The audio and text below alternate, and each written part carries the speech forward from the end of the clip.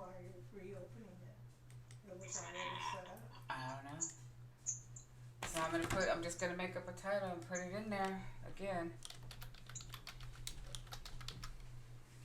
Okay, so it's in there. But as we get, let's go do this one.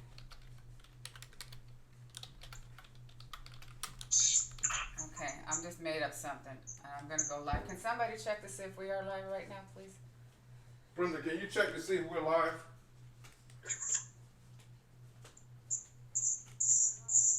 Huh? We're not live? No. It says it's live here. I think it should be now. Is it showing now? It did come up? Oh yeah, it's up. Okay, so can we put, and then we just put Kaia's She's on mute. testing. Yeah, it's showing this. Put it there.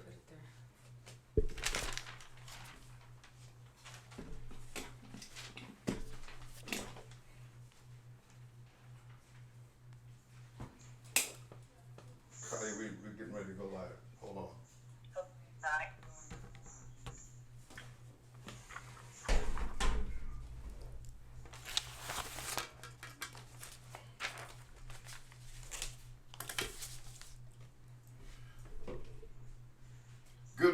Good morning. This is the Straight Talk Morning Show. My name is Andre Hill, and we have a special guest on with us today, attorney Kaia Wright, and she's working with us on bringing knowledge and empowerment to the black community.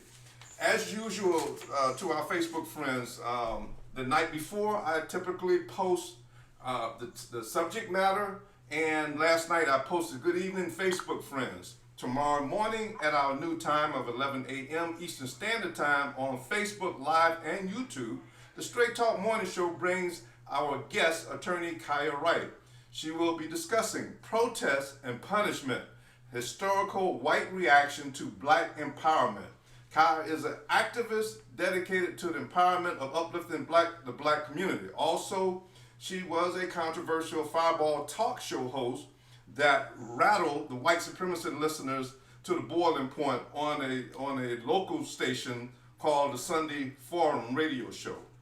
In addition, if we have time, we will be discussing gentrification plan for West Tampa that kept rolling during the COVID pandemic. So what I've discovered from a newspaper article posted yesterday is that massive plans are moving forward for concerning the gentrification of West Tampa, and there are some issues that was not promised by the local development agencies that seems to be in conflict. So if we have time, we will go into some of those details.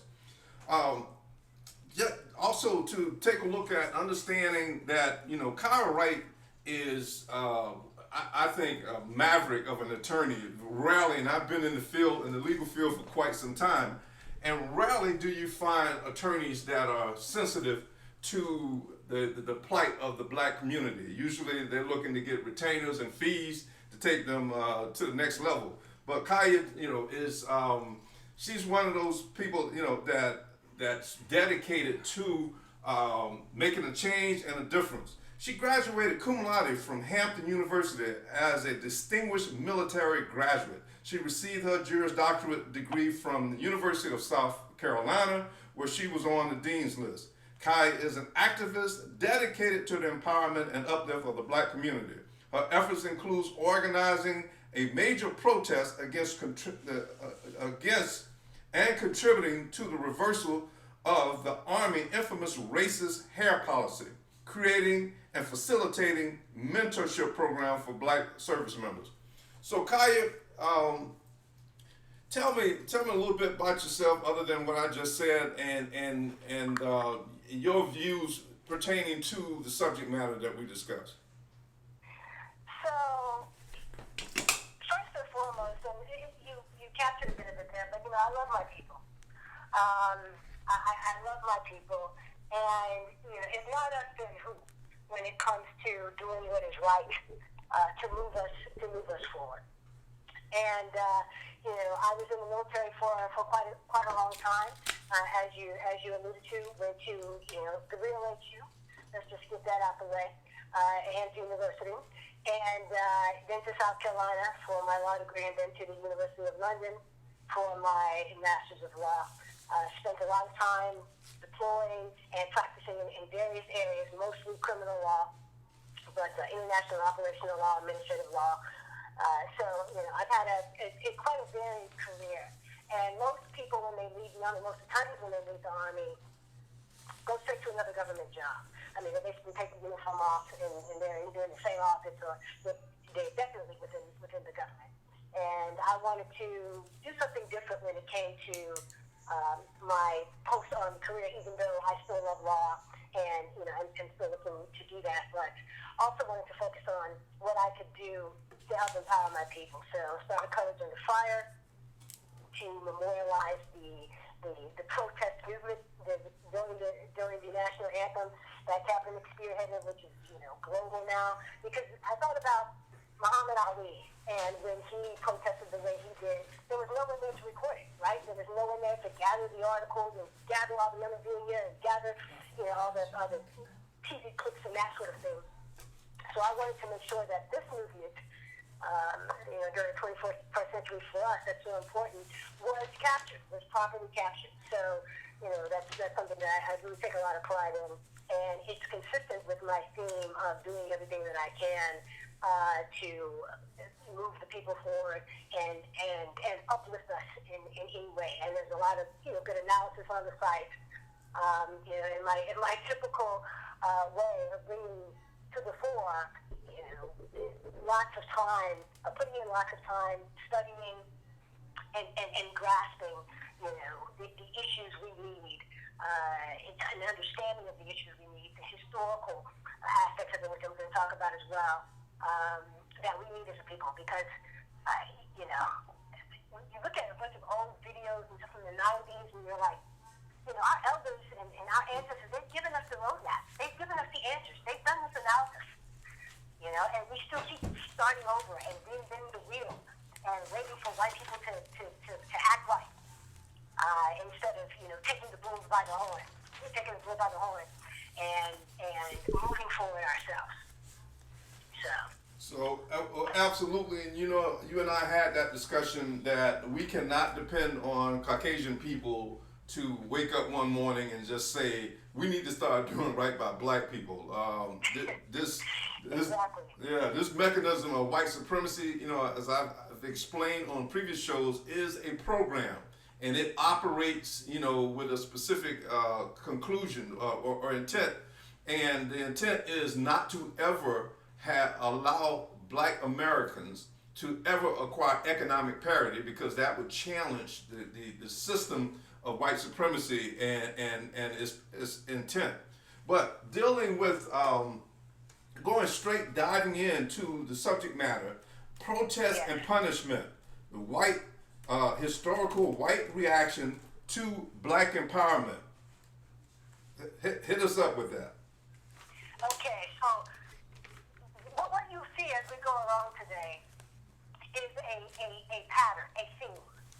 I love to read primary sources of issues dealing with racism, especially from the 18th, 19th, early 20th century, because it is fascinating to compare that which was said both by whites trying to maintain their hegemony and by our ancestors standing up for themselves and challenging this system, and compare that to what we see today.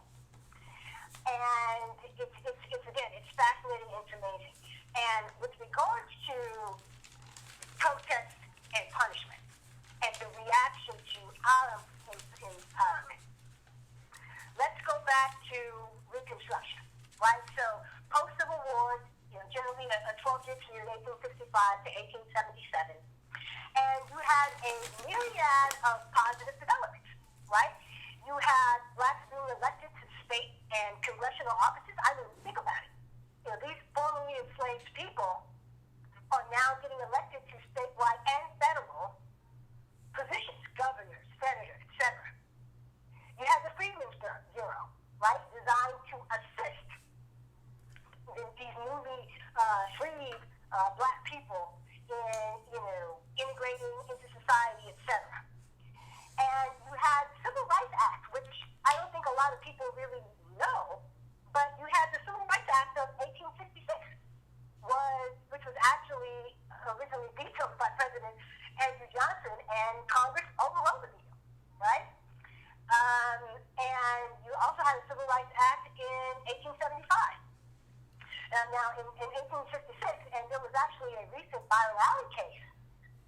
if you remember, that addressed or invoked this particular Civil Rights Act. I know a lot of people were like, 1866, like, what is this about? Yes, there was a Civil Rights Act in 1866.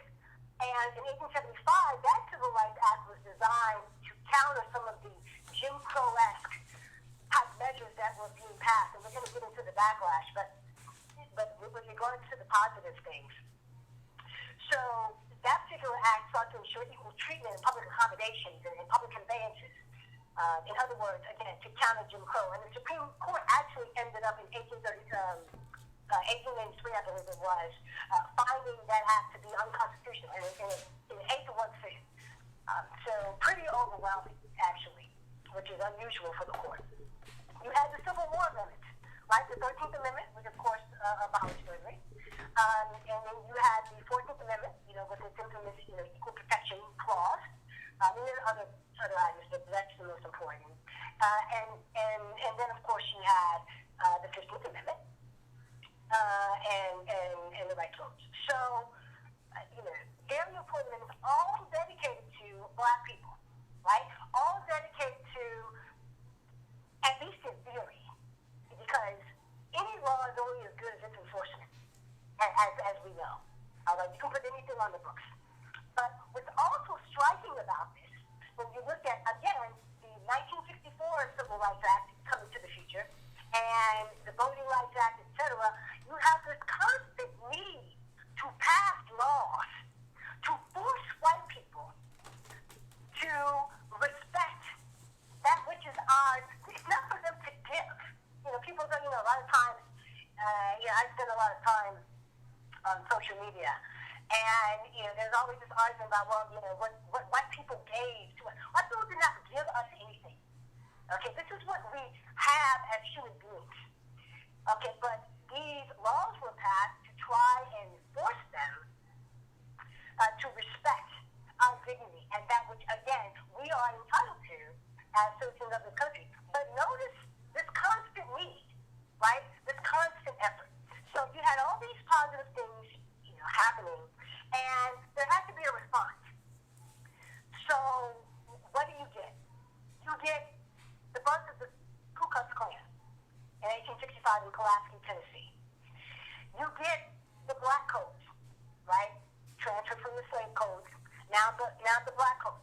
So a myriad of repressive, heinous, horrific laws designed to maintain Black people in a state of servitude and restrict our labor activity. Now, all of this while the Civil War Amendments are in place. All of this while the Civil Rights Act of 1866 is still in place. All of this while the Civil Rights Act of 1875 is still in place. And still you have these efforts by white people to maintain their hegemony. That's the bottom line. To maintain their hegemony. And it's remarkable. I think Michelle Alexander and the new Jim Crow, really elucidated this when she talked about the adaptability of racism. It's really quite wrong. It's really quite extraordinary, and you have to give white people their credit. Okay? They have been able to adapt this demonic system for the times, making it more subtle in many ways, in other ways not, but, just adapting it for the times. So, back to the codes. So you have in Mississippi and South Carolina where they kind of started, but it ended up all throughout the South, requiring blacks to have evidence of employment, right? Prohibited us from holding positions other than servant or farmer. Otherwise, you'll have to pay a steep tax. And even now you will notice a certain level of discomfort with Black people who are not in prescribed professions of servitude.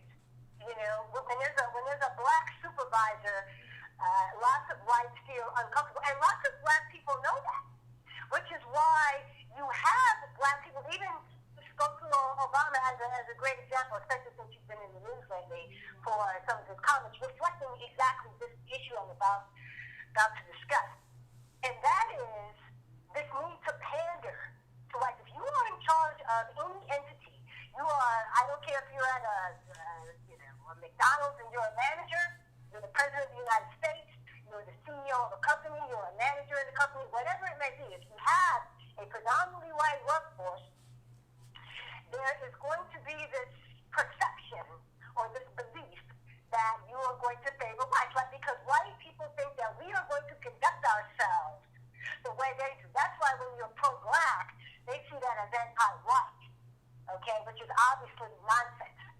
Pro-black is pro-black. Has nothing to do with you. But because that is how pro-white works, right, they think that's how pro-black is going to work, projecting their issues onto us.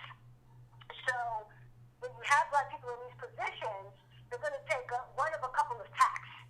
Because they know, once again, there's going to be the perception that you are going to favor blacks, right, the way whites do to each other.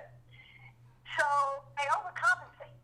They'll either treat you worse, okay, and we've, many of us have experienced that, but they'll be extra hard on you in order to assuage any concerns, right, that you're going to play favorites. And you saw that also in the way that Obama spoke to us, the way he's talking, the way he took us for granted. I'll never forget during this 2012 run when he was asked by a reporter, hey, what are you going to do for the black community?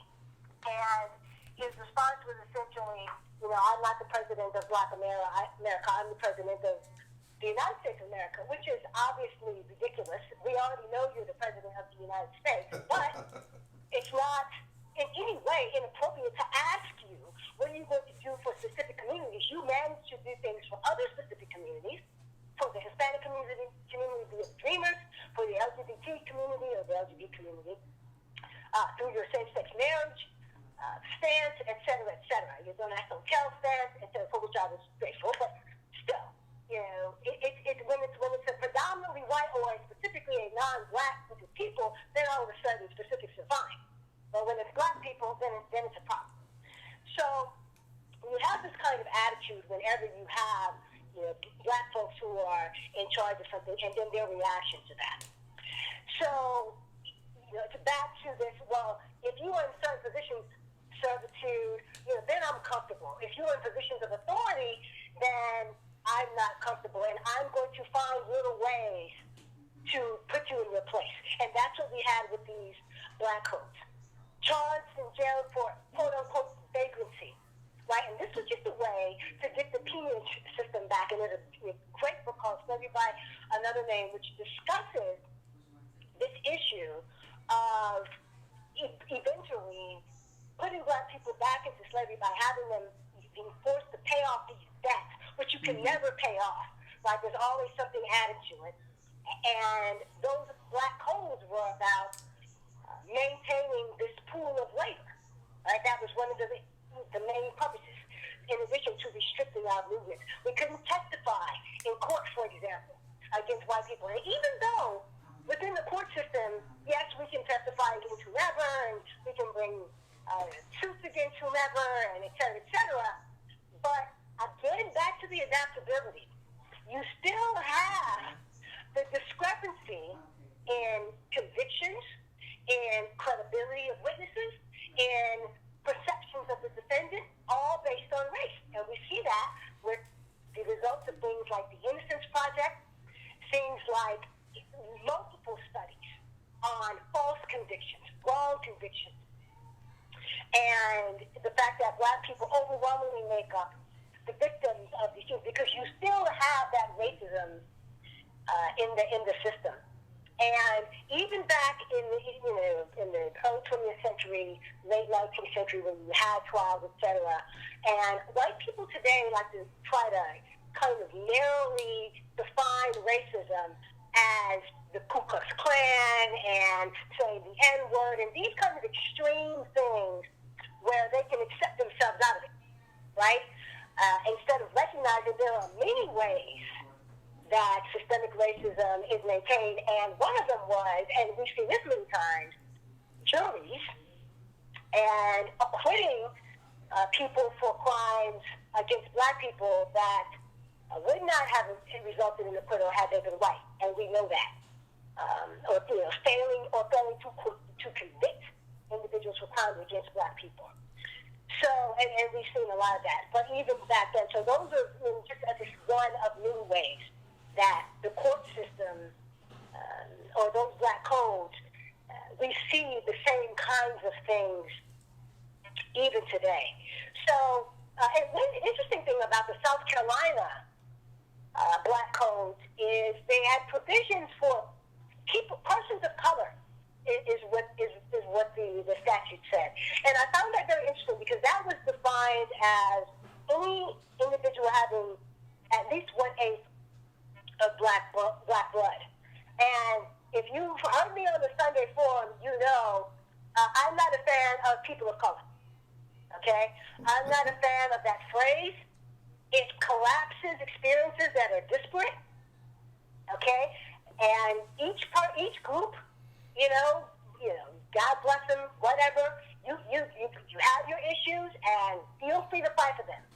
But those issues are not my issues as a black person. They're not our issues as black people. Our history is unique in this country, as are, the histories of Asian people or Hispanic people or, which Hispanic is an ethnicity, right? I mean, there are white Hispanics, Ted Cruz, Marco Rubio. But anyway, this conflation, this flattening of, quote, non-whites is something I reject and object to. And it was clear back during these black codes that this was about black people, but what has happened for a myriad of reasons is we have this conflation of all people who aren't white as if we all have the same experience, as if we don't have competing experience. Look at the Asian Americans in their affirmative action losses. Look at the Hispanic Americans in Los Angeles firebombing, black people. And look at all the anti-black racism in all of these POC, quote-unquote, communities. So you can miss me with that. I am not interested in that. So, but I found that very interesting, that South Carolina codes. At that time, talking about persons of color, but that meant being black. And one last thing about that, there's I forgot the name of the case, but it's a case where an Asian American, an East Asian American, filed suit during Jim Crow in order to be sent to the white school. And even though the case is kind of heralded as, yes, Asian Americans were standing up to white supremacy, they were standing up to white supremacy to not be with our black selves. Okay, I'll say it like that, but I tend to cuss a lot, but I'm on my best behavior. So, this is not good. This is standard anti-black bigotry that we see today throughout these quote-unquote communities of color. So, and so going back to all of these backlash items, the KKK, the Black Code, Jim Crow, and voter suppression is the third one. And we know about the extent of Jim Crow. And what's interesting, though, about Jim Crow and racial segregation, it wasn't that there had to be complete separation because white people could come in our spaces whenever they felt like. Okay? This prohibition only really worked one way. I mean, sometimes there were enforcements the other way, but the bulk of and of course the underlying issue was to keep us in a state of inferiority, human opportunities, and further subordinate us and remove opportunities for advancement, and put into public practice and consciousness and throughout society this contention that black people are inferior to whites, which is manifest even today in a myriad of ways. But I'm not going to get into that now. But voter suppression, kind of back to the black codes, toll taxes, and just these rules that were designed in spite of, and let me say again, the Civil War amendments, the Civil Rights Acts that were in place. You still had these items or these acts flouting the law, completely designed to keep us subordinate, and for which we are owed reparations. I had Dr. Sandy Garrity on the Sunday Forum, and a great scholar and I would say probably one of the nation's foremost scholars, if not the, when it comes to reparations, to discuss this. And whites want to always try to limit this discussion to slavery, as if Jim Crow didn't happen, as if we don't still have, with mass incarceration and school to prison pipeline and systemic racism in every single institution you can think of, every single one. But they want to try to limit it to that, again, with the framing. As you know, from having worked in the legal office, one of the most important aspects of any case is how the issue is framed. How the issue is framed is what drives the case. So framing things in a way that accepts most white people and limits racism to a bunch of, again, caricatures in cowardly masks and hoods, serves a psychological purpose. But the truth of the matter is, systemic racism is upheld throughout by whites writ large. Go ahead. Yeah. So and I'm hearing the history, and my question. I want to go back to the title "demonic system," and that you use, and so. And you are, I know you are familiar with the Willie Lynch letter, and it was tried to debunk it. And the question is, if it wasn't real, how did all the slave masters know how to implement it? And if you go to any city in the United States, you see the same pattern of division and disparity among black folks all over the United States. So there had to be some kind of playbook. That was part of what you would title a demonic system. I look at it from a scientific perspective because I'm a metaphysical scientist and understanding the laws of the universe, what karma is, what goes around comes around. And one of the things that I discovered when I meet with my Caucasian associates, is that there are two elements that they were not trained or taught, and one is with karma. What you do to other people will be done to you, if not once, 10 times. They don't understand that. They don't understand the dynamics of this solar system and the electromagnetic fields that forge the different variations in personalities. When I ask them particular questions about that, they don't understand that. So white supremacy did the Caucasian people an injustice as well by not telling them these things, because they will have become self-correcting. The other issue is fear. They, for some reason, well, not for some reason, but what I've noticed from white supremacy is that they always create this fear element that if you don't follow this program of white supremacy, your daughter and your wife is going to be raped by the big strong black man, or they're going to take your jobs and that sort of thing. So my question is, this system, which I refer to as a program, just like in the movie The Matrix, is operating, and it operates just like as described in the Willie Lynch letter on its own axis once it was installed. And it told the overseers of this program, in exchange for technology and access to resources on this planet, it told them that practice and implement and upgrade these theories and concepts as time go on, because the mind has a way of correcting itself. And, I think what the generations behind us are looking as to say, okay, well, we know all these things. What are we going to do about it? That was the question the young lady asked us on last week. What are we going to do about it? Yeah, I actually had a show about what the title of that, and what I think that's the kind of, you have to look at a couple of things. What are we going to do, or what have we done, or what should we do? What needs to be done? Those are all different questions. What are we going to do in the literal sense is it appears what we are going to do is continue begging white people to act right.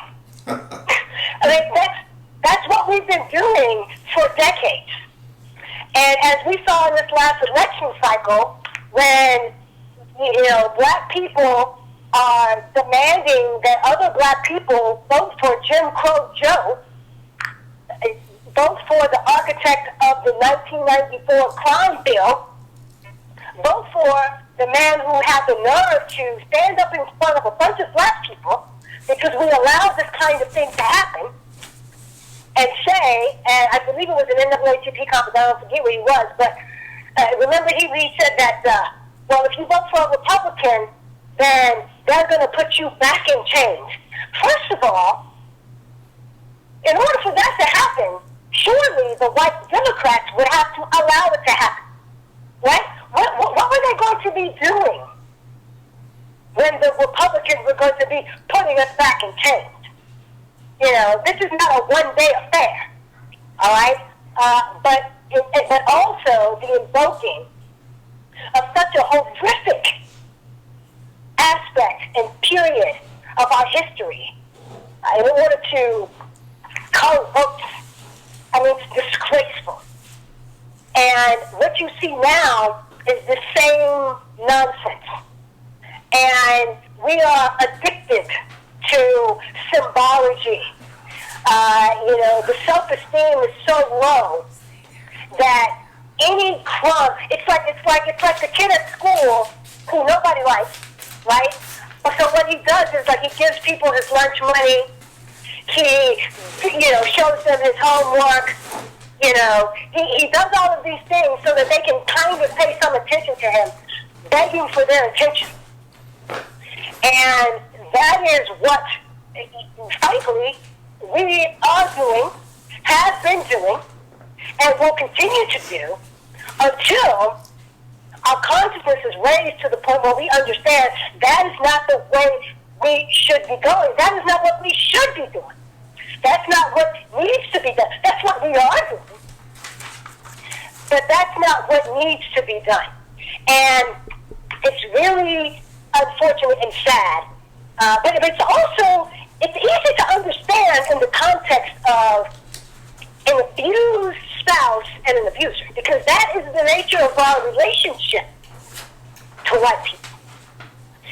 And we all know, unfortunately, because male violence against women is so rampant, we all know someone who we say to her, usually, yeah, you should get out of this relationship.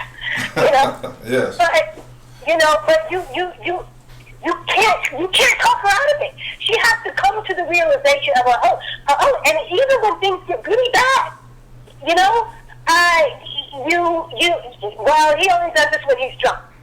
Well, I'm going to change. And I'm sure you've seen the cycle of domestic abuse, right? The abuse and then the honeymoon period. This is our cycle with white people. The abuse, the honeymoon, the build-up, and then the abuse again. And we keep staying, right? We keep going back. We keep thinking that, Michael S. Dyson wrote a book, and the title was just so emblematic of this mentality. And it was something like, white people hear my cry, and, some nonsense. And I'm like, what have they been doing for 400 years? This is not going to change. So this notion of what we are going to do, unfortunately, until something changes, this is what we're going to continue to do. Now, what we should do, what we need to do, well, a couple of those things I'm not going to say, but some of those things include economic independence, psychological independence, political independence. It's breaking our dependency on white people. We're trauma bonded to these people. We have Stockholm syndrome when it comes to these people. Oh, yeah. And you see it in so many, it's manifest in so many different ways.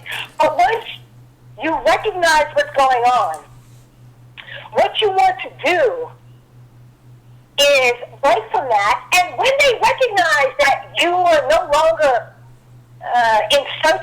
in need of desire, their validation, their approval, their love, you are a threat. They become very uncomfortable. They're used to us. If you look at 99% of pundits, 99% of our great scholars, they spend almost the entirety of their time pleading with white people, trying to quote-unquote educate white people, and talk them into treating us with dignity and respect. And that's a waste of time. And one excellent example of that is one of Jane Elliott's videos. You can find it on YouTube. And it's where she asked, as you may have seen it, she asked a room full of white people, an auditorium full of white people, to stand up if they would want to be treated as black people are treated in this country. And none of them stood up. And she said, maybe you didn't hear me. She said, if you would like to be treated, you wouldn't mind being treated the way black people are treated in this country, stand up. None of them stands up, so she says, which is correct. She said, so that tells me you recognize how these people are treated in this country, and you don't want the same for yourself. So when people spend time, waste time, acting as if they don't understand the nature of what we face, they're doing themselves a disservice. They know. Now, I learn things every day, right? I learn about new things that have happened every day. But at the core, they know what we suffer.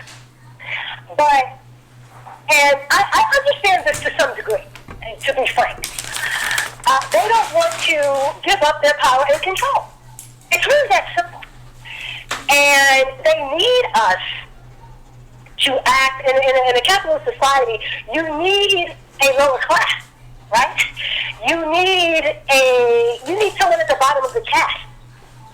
And that's the role that we fill. Our relationship with them is not like other quote-unquote or people of color. Okay?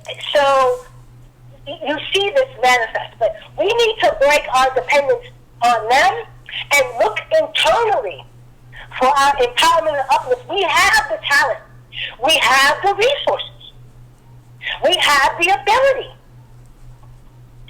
But we wanna give Jonathan one more chance, because you just don't understand him like I do. You just don't see him, when he's vulnerable. Meanwhile, your eye is blacked up. So, this is the problem, and it's extremely important. And people will ask me sometimes, they're like, well, why do you care so much about this, and why don't you just get yours? And frankly, when I was in Hampton, and when I was at South Carolina, I had no idea. There was nothing in my mind that would have motivated me to focus in any way on black people. I was going to get mine, right? I'm going to make partner or make general. I'm going to get my houses, my cars. That was kind of the mentality. Maybe do some pro bono on the side, but as a people, when we're in undergrad, when we're in law school, when we're in grad school, whatever it is that we're doing, I don't care, even if you don't go to read, you want to go to a trade school, whatever it is, there should be a focus on how we can help our people, how we can use whatever skills we have to help black people. And because ultimately that is the only way we're going to be able to break this cycle. Because otherwise it's just going to be like a hamster on a wheel. So I know that was a long answer to the question, but let me. We're going to take a quick commercial break. Just hold on for 1 second. We have to pay homage to our sponsors. So again, this is the Straight Talk Morning Show, and we have a special guest on, Kaia Wright, an attorney, a community activist, a sister that's got it going on, and she cares about our people. These shows that we're promoting, we have sponsors, and they rely on our show to get the knowledge and information, in other words, word of mouth out to people. Our sponsor is Blue Skies Insurance. Chris Asafa is an agent that works with health insurance, all types of life insurance and pertaining to the insurance industry. And what we're doing, part of what this show represents, is doing business with our black people, even Caucasian people that are listening to this show.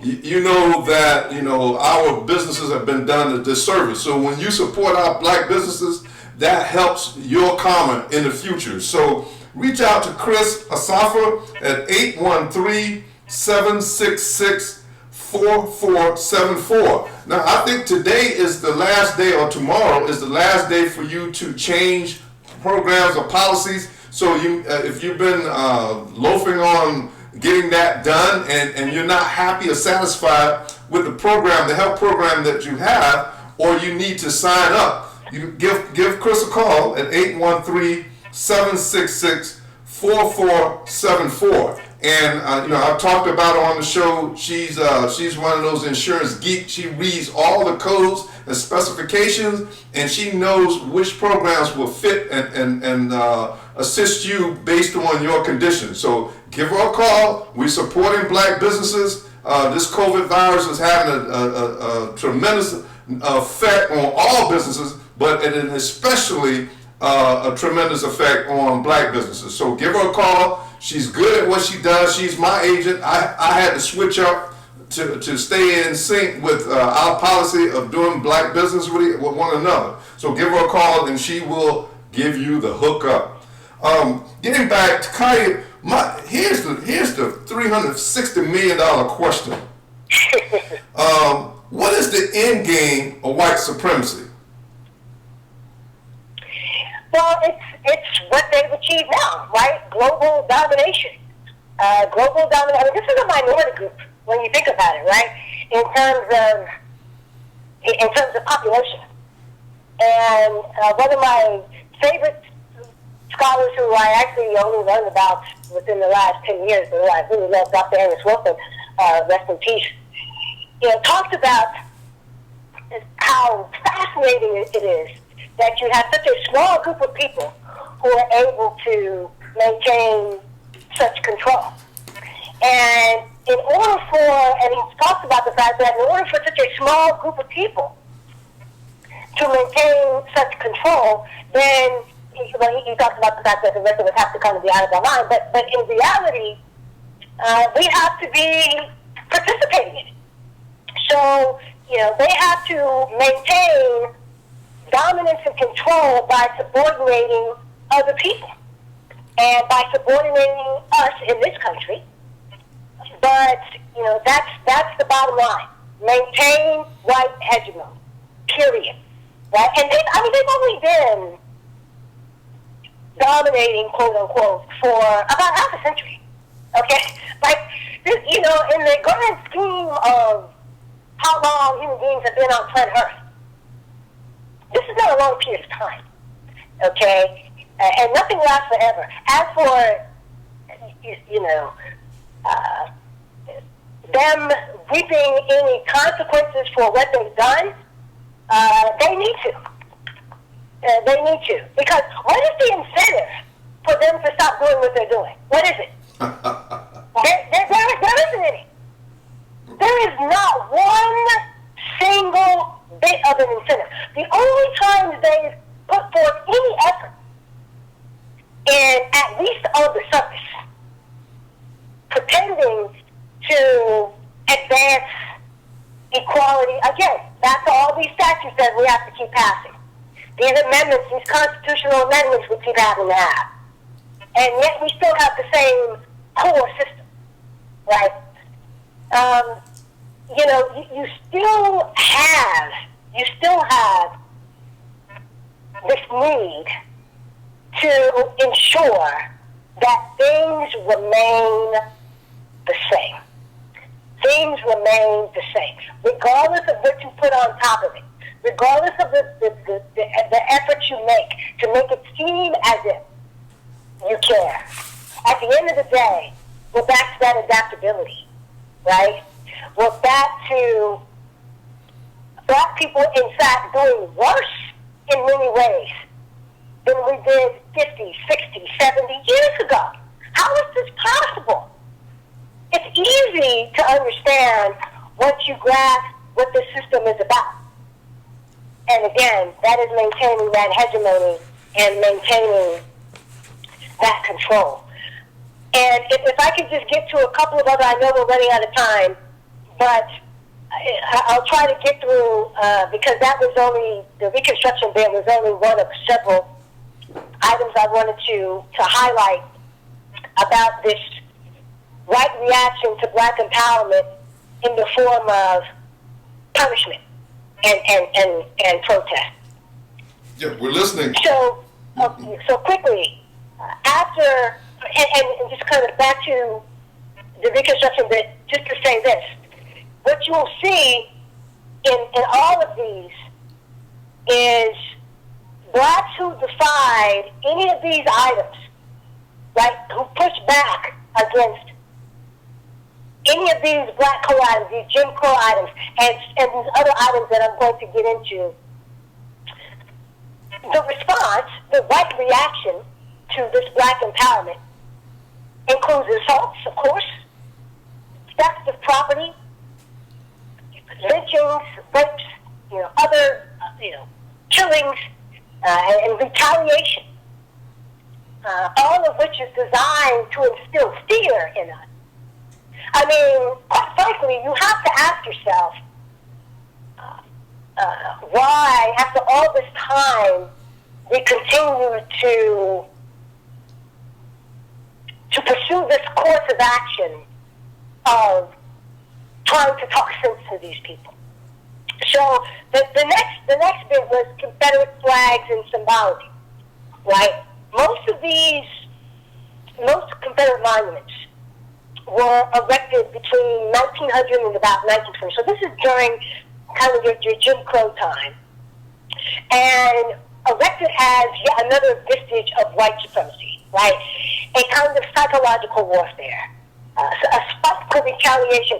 Earlier on, like near the Civil War, Confederate monuments were generally erected to mourn one of the Confederate prominent generals who had died.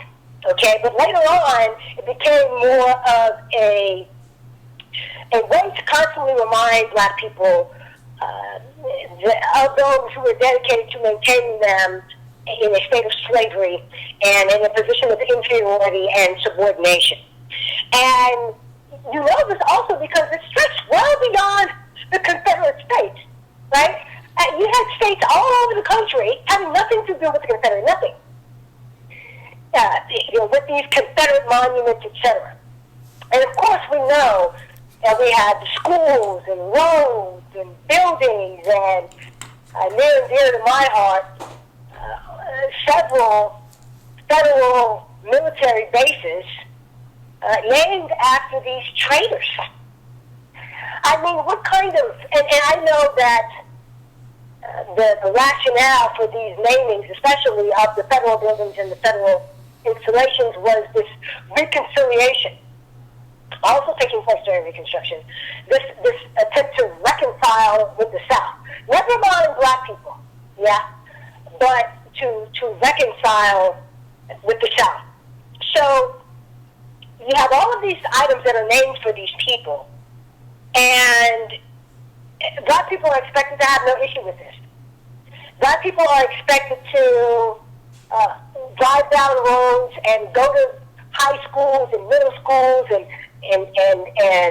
on university campuses, go to buildings, etc., named for these traitors, named for these people who supported slavery.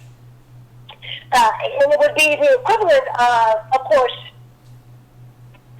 expecting Jewish people to go into buildings named for, Joseph Mengele or for Adolf Hitler, which I don't know if you heard.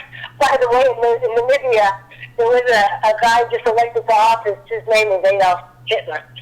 Adolf Hitler, I think his last name is Umina or something like that. And of course, Namibia used to be colonized by the Germans. So, yeah, so that was like he said his dad didn't think his dad understood, what that name meant, but the man's name is Adolf Hitler, and he was recently elected. So, but no one would expect them to go into any such place, but consistent with the lack of respect for the dignity and humanity of Black people, not only were we expected to go to these places, drive down these streets, but our demands to take down these monuments, etc., were essentially met with deaf ears. And it's been over 100 years. It's not just recently that we have made efforts to try to get these things taken down. But when white liberals saw a political opportunity, then they decided to get them. Well, remember with Charlottesville, that led to the first kind of wave of support behind getting rid of these monuments because they were angry at 45 being elected, and this was a way for them to express their anger. They weren't concerned when we were asking for decades before, okay? But when it became politically expedient, now these things got to go. And that's, again, back to this relationship. Well, this is when he's being sweet to me. Right? This is when he's being sweet. So we go back for more. So, and then coming to fast forwarding in the interest of time to a more recent example of, again, the response, the right reaction to Black empowerment, Colin Kaepernick, and the way he has been treated since he decided to kneel during the anthem, and draw attention to the fact that both the anthem and the flag are symbols that don't reflect support for or whose freedoms and liberties represented do not extend to Black people. And because it was such a visceral it's such a visceral protest and such a visceral way of showing that the exceptionalism that America touts and uses to hold itself up as a beacon in the sky is a fallacy. It's a farce. Absolutely. And this is why this protest, which is as peaceful a protest as you could possibly get, right? It causes such anger. And if you think about it, what I do, it's how I feel about myself. I don't like when people try to tell me how to vote, okay? I understand campaigns and, candidates, saying, hey, vote for me, but when, randos on Facebook or Twitter, are telling you, this is my vote. It's none of your business. It's none of your business at all what I do with it. Same with the anthem. The anthem belongs to each American. Even the harshest critics of kneeling during the anthem will have to admit that the purpose of a flag and an anthem is to represent the citizens of the country. This is its primary purpose. What other secondary, tertiary purposes of the military and the police and blah, blah, all of those are subordinate to the primary purpose of representing the people, the citizenry. Everyone is going to admit that. So, it's none of your concern what I'm doing during the anthem. At all. So long as I'm not being disruptive to you. It's none of your business. And had Kaepernick been kneeling for some predominantly white cause, like maybe fighting abortion or, whatever cause where the predominant group is white people, some people would have been upset, but there would not have been that kind of visible reaction to it. But look what has happened to him as a result. I mean, and I'm boycotting the NFL, even though I'm an NFL fanatic. But I've been boycotting since he hasn't been signed. But I am aware of things that go on that relate to him, and one of them was the Broncos calling up a practice squad, a wide receiver to play quarterback. This is the lengths to which they would go instead of calling up Kaepernick. When all of their quarterbacks broke the COVID protocol. So, this is a stark example of this retaliation, this spiteful punishment. And even after Roger Goodell had the nerve over the summer to talk about, we may have done things wrong, which he only did because Patrick Mahomes was amongst the young players who were expressing their concerns about Black Lives Matter, et cetera, et cetera. So that scares them. It gets back to, there's always some motive, right? Some selfish motive that is totally separate from, this is just the right thing to do, right? So, Goodell talked about, we should, Kaepernick should be given a chance. And where is he now? Still not in the league. Because they want to make an example out of him. Absolutely. They want to make an example out of any black person who doesn't toe the line. And you can be good at certain things. You can entertain us. The wealthiest black people, by far, are in the business of entertaining white people. This is that which we are rewarded handsomely for. So you're back to those black codes even. Well, if you have a profession that's not a farmer or a servant, then you have to pay a fine. Well, the fine is different. The fine manifests in different ways when you're outside of these professions. When you're very good at something that you're, quote, not supposed to be good at. And I'm sure we've all seen this or dealt with this. There's a resentment there. You're not supposed to be better than me at this. And so, this is what you have in Kaepernick, and then everyday life. Well, we see this at work. People retaliated against for standing up against racism. Racism more so than any other thing. People, we've all seen the videos of white people chastising black people like there are parents on the street for being in buildings where they don't think we belong. Remember the Yale student who was taking a nap? She was working on a paper in the common room. Some other white student called the cops on her. People calling the police on us for, again, being where we supposedly don't belong. In neighborhoods, delivering, doing our jobs. This sense of being deputized. I mean, God help me, that I'm never in a situation like that, because cussing will ensue. And there's not going to be any kind of discussion, because why should there be? I'm not accountable to random white people on the street. But we've all seen the videos where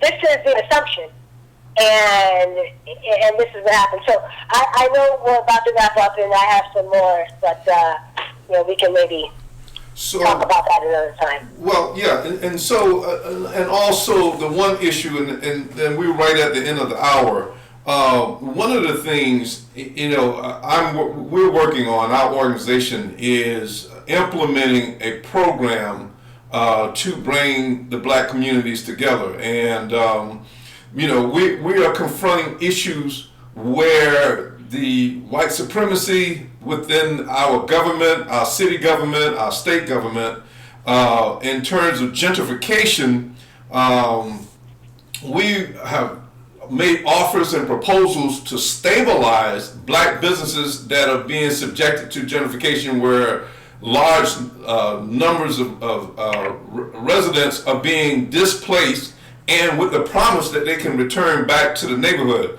And I'm going to forward this article to you. I read this article just yesterday. It was in the Tampa Bay Business Journal, where we as a group have been indicating to the city council, to Tampa Housing Authority, that we want to maintain some sustainable community that represents the people that have been living in this community for quite some time. But all during the COVID, I call it pandemic, moves were being made to sell all of this federal land off to outside developers that intend to come back in and create the market rate scenario where most of the blacks that were living there would not be able to return to this community. And this is one of the issues that we have to confront. One of the things, and just looking at from a political strategist point of view, under the Trump administration, there was some very aggressive moves being made by developers, knowing that the Trump administration was insensitive to black folks living in these areas and or even creating any economic engines. And then once it was clear that administration lost, then all of a sudden these deals are being cut really quickly to sell all this land off to these developers for this high end, which will then displace blacks further and further out of the inner city of Tampa, blacks that have contributed so much, particularly to the city of Tampa. So hopefully we can expand on that. Some of the housing that they're reestablishing by this so-called master developer, it requires household incomes between $75,000 and $100,000. Now, to some people that may not seem like much, but knowing this particular, my city of Tampa, where I was born and raised, a lot of the citizens, black citizens, are not going to fall into that category, and they're not going to be allowed to able to come back and afford those type of market rents. And so these are some of the things where the racist establishment has put blackface on these various administrative arms that are cutting these deals under the table, particularly while the COVID virus is going on. They're having meetings and meetings and meetings, negotiating $500 million worth of residential and commercial development. So, and real quick, how do you see from a legal perspective of that the community can come together? If this is federal land, coming together to protest these type of movements. Well, I mean, and I'm not licensed to practice in Florida, so just disclaimer: this is not me providing legal advice, but just in general, when it comes to gentrification, and also this is not an area that I practice in, but just in general, when it comes to gentrification and concerns, looking at, especially if and I'll take a look at that article, but especially given kind of how this came to pass, you're always going to be looking at, for example, what discrimination type items can you look to? What kind of discrimination on the basis of age, on the basis of race, that you can look to in that development, right?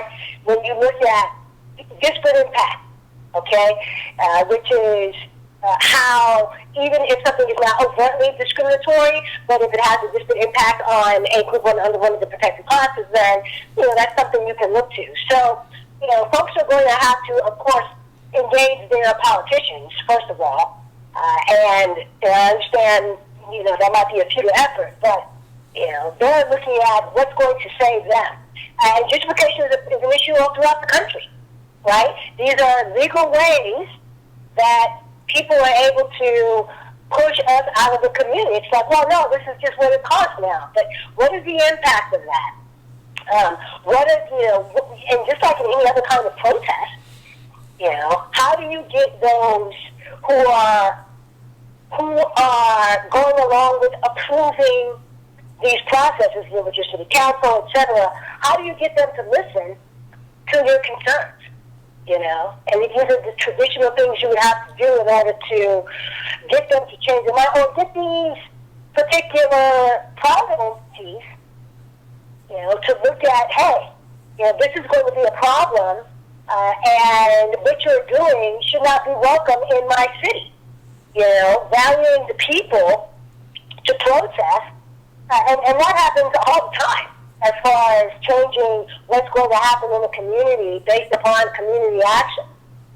But from the legal perspective, someone in the civil rights arena, I think would be best to kind of look at that and look at what these contracts say.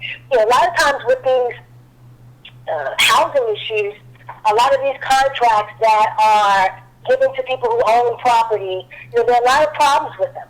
There are a lot of consumer protection practices as well that people can look into in order to see if there's any recourse, because a lot of this is very underhanded a lot of times, and it's straight up illegal sometimes. Across the country, we've seen lawsuits brought for basically illegal practices involving consumers. So there are a couple of different avenues that people can look into, but it's going to be a mixture of things that will, or that can, I'm not going to say will, but can result in a change. And, what notice was supposed to be given when these things were going on?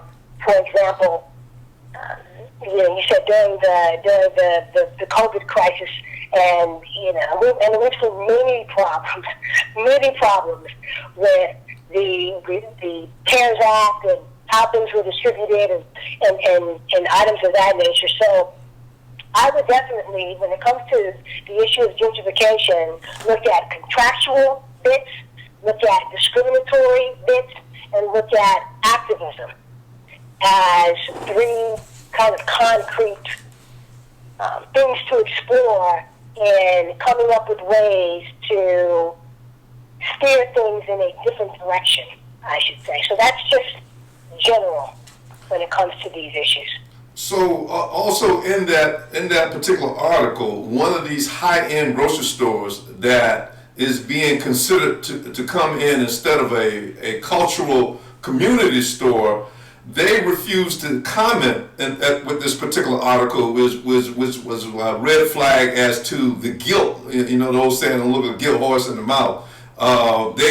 Pertaining to their involvement, and they did not want to respond because they knew that this was a very aggressive gentrification move of bringing high-end real estate, as well as situating itself right across the street from a historical black high school that was shut down and rebuilt because of desegregation and the effect that this school was having on the community. So, but these are issues and items that, once you had a chance to review it, we're going to be talking about this more in terms of strategies, and looking forward to you joining our team and bringing your point of view into it.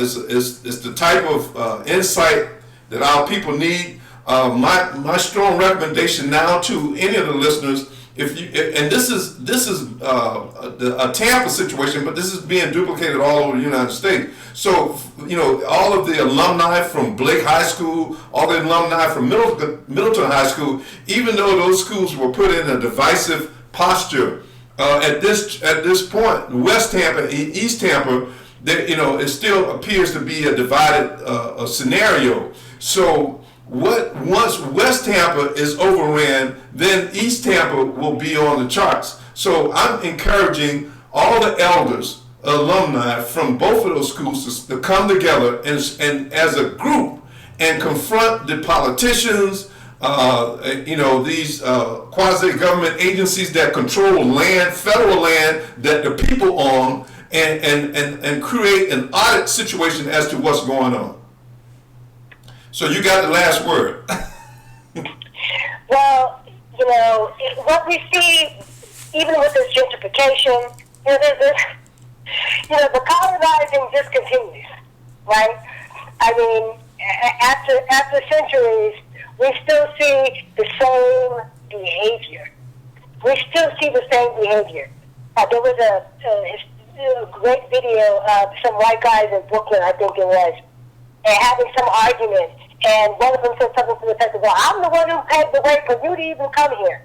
Again, talking about gentrification, which is really colonization. Just, another way. But the bottom line is, throughout history, up until today, we see a common theme when it comes to black people empowering themselves, be it after slavery and trying to uplift themselves, throughout going through to the civil rights movement, to today. Whether it's building up neighborhoods, we know about Black Wall Street and Rosewood, and it's just thousands and thousands of examples of reaction to black empowerment uplift by the white community being that of tearing down, totally adverse, and making every effort, adapting for the times, including gentrification, as one of thousands of examples, to maintain, at the end of the day, white hegemony. And it is absolutely imperative that we as a people focus on breaking our dependence across the board on white approval, validation, and love.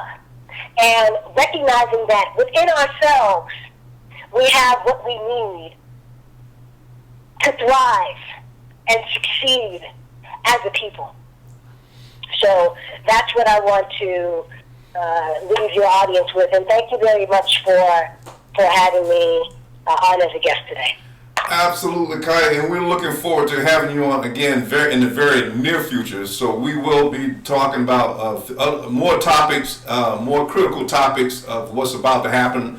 And this has been the Straight Talk Morning Show live. And thank you, listening audience, for tuning in. And we look forward to hearing from you and you tuning in on next Saturday at 11 a.m. Thank you very much.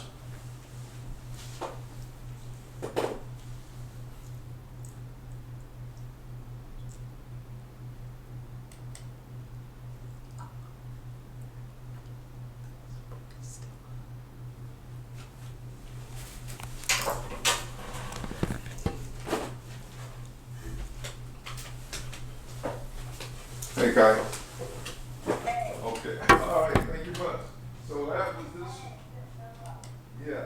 So next week we're going to have the Zoom piece installed where you can actually Zoom if you're going to be available. We want to look at these topics, the list of topics, and shine in on what the solution to the problem. And I think what you and I offer is some strong encouragement on how people make adjustments, because this is the end game, and I think that the end game is death to our DNA, in which process a long time ago, they got some new niggas, and the Hispanics are being positioned, involved within the same movement program, and white people concluded that our DNA is too overwhelming, too overpowering, and it needs to be exterminated. And that's my view of what the end game is.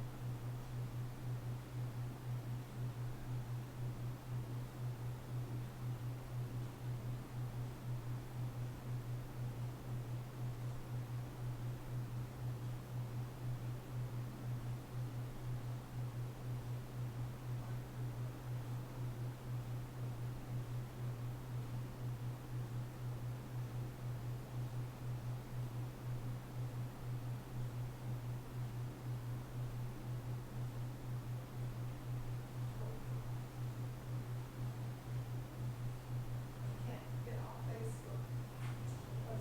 Was it streaming through your Facebook? It's still live? Yeah. The Facebook is still live. I don't know where you're streaming from on the computer. You can go through your phone. Call Jimmy. Will you call them for me? Yeah, call. Because I'm gonna try to shut it down. It's still going. I don't see the icon where it's showing where it was, There was a button, you can get that back up, there was a button in the bottom left that says in live. On the screen, there's a red button that says in live.